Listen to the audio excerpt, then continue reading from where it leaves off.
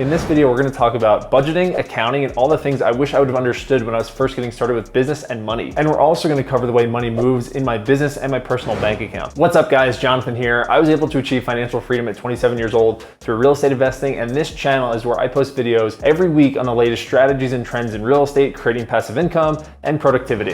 If your school experience was anything like mine, maybe you were hoping to learn about these things, but graduation came one day and they sort of just forgot to talk about it. Since most schools or teachers aren't going in depth on this topic, I'm gonna do my best to show you guys what I wish I would have learned when I was first getting started, and then what we do today. And guys, if you get any value from my videos or you're interested in these topics, please consider giving a like and a subscription. It shows me that these videos help and shows me which topics you guys wanna see more of. So let me preface the entire video by saying I hate accounting and budgeting. I'm not good at it, I don't enjoy it, and every time I used to do it manually, I would have dangerous thoughts. So when I got started on this journey, my goal was to simplify and automate the process to pay as little tax as legally possible and have a clear picture on a monthly basis of where my money was coming from and going towards, so I could understand what I needed to do or what I wanted to cut back on to see how far or close I was to financial freedom. And I started to think through all the options to track this sort of thing. What tools, apps, spreadsheets, or people would be needed to monitor this. Then I started asking myself, how are wealthy entrepreneurs managing their money, or what systems do they use to manage their money? And of course, how do they pay as little tax as possible? And sadly, what I sort of realized was most investors and entrepreneurs are really unhappy with their accountants and bookkeepers and their current system for tracking money.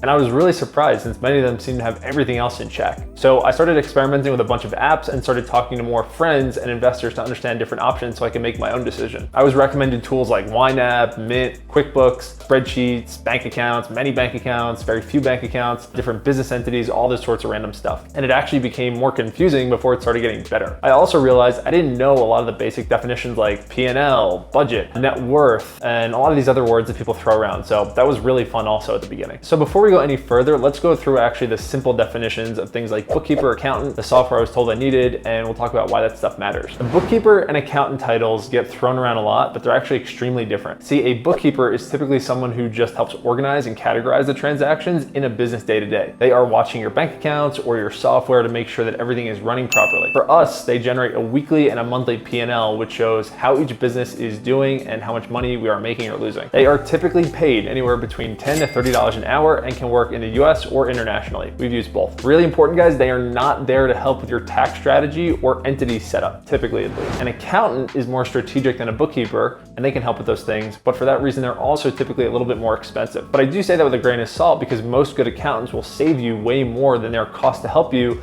with setup and manage your tax filings. They can help you with strategy, with entity setup, and also work with you to make sure you're compliant and paying as little tax as possible. An accountant is typically paid anywhere from $30 to $150 an hour, and you can speak to them as much or as little as they'll allow, but typically once a quarter at least. Okay, accounting software. This might sound a little intense, but trust me, it's not. Basically, this is just software to help you track business expenses on a day-to-day basis. It's not too different than software like Mint or YNAB, which is just personal expense tracking software, but this software is for your business expenses. And you can review this yourself day to day, or you can work with a bookkeeper to manage it. Also, it's important to understand accounting software is just a glorified profit and loss statement, or a P&L. Next, let's talk about it. What is a P&L? A P&L is just a snapshot view of your business, the expenses and profit and revenue, to see how much money is coming and going on a weekly basis. You do want to use something like this regardless of what phase your business is in, but it doesn't have to be fancy. That's the important thing. If you want to get a copy of the tool that we used to use, just sub to the channel and send me a DM on Instagram or Facebook showing you subscribed, and I will send you a link. Next, payroll software. So I'm still fairly new to this, so I may have to do a part 2 later on, but to my understanding, the main purpose of payroll software is to pay employees in a timely manner and to withhold taxes. I didn't realize the actual need for this until I found out these two things. One, you can get penalized pretty badly if you don't pay your taxes quarterly as an entrepreneur. If you're in a W-2 or just have a job, you don't need to worry about this because your employer typically will take out taxes before you get your final paycheck.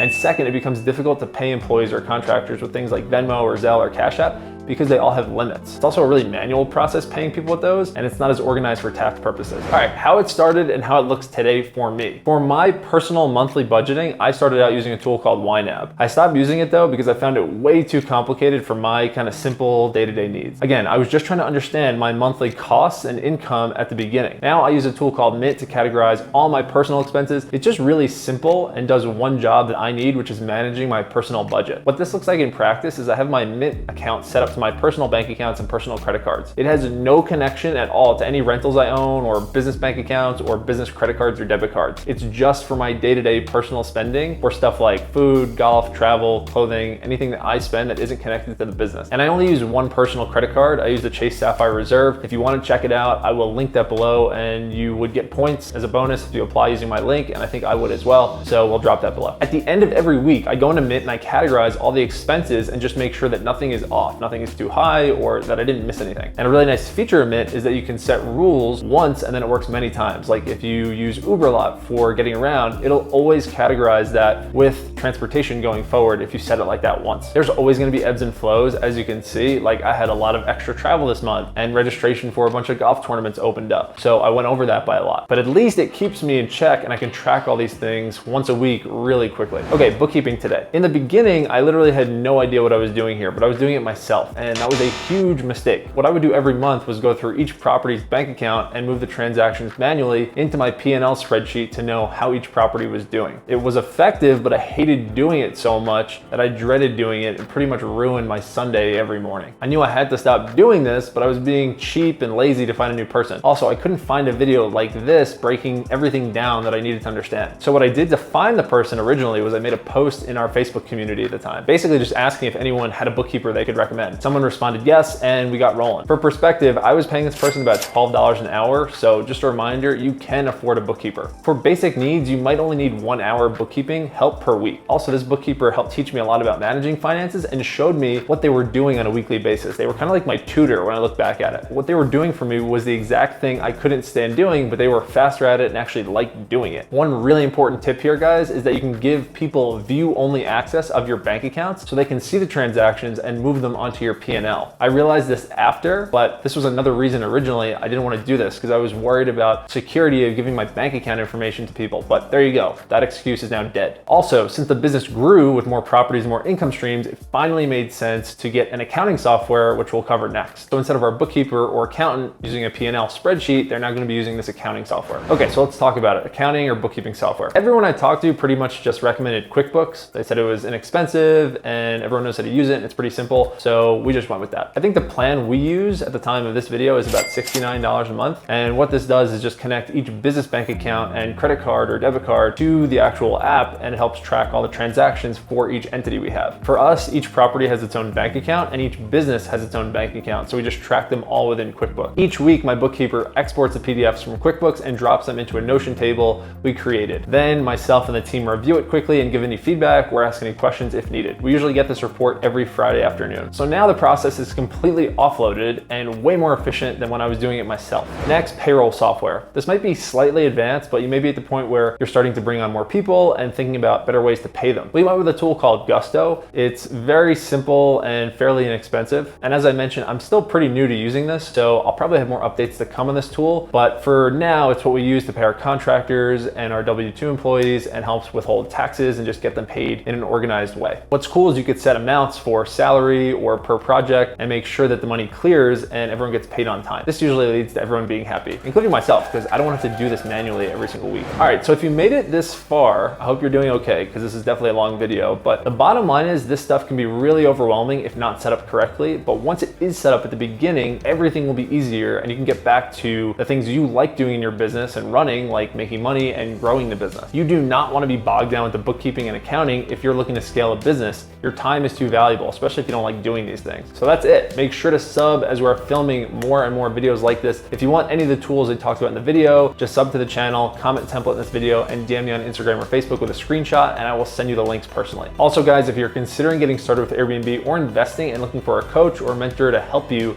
we're always looking to take on new applications for our program, and I will drop that link below. This is the exact step-by-step process I use to get started in real estate, and now we teach other people how to do it. We actually have a guarantee with this process that we guarantee you'll get your first property in the next 90 days, or you'll get your money back, any money that you've invested in the program or with us. With that, guys, see you on the next one. Good luck with your bookkeeping and accounting needs. Drop any comments or questions below. Peace.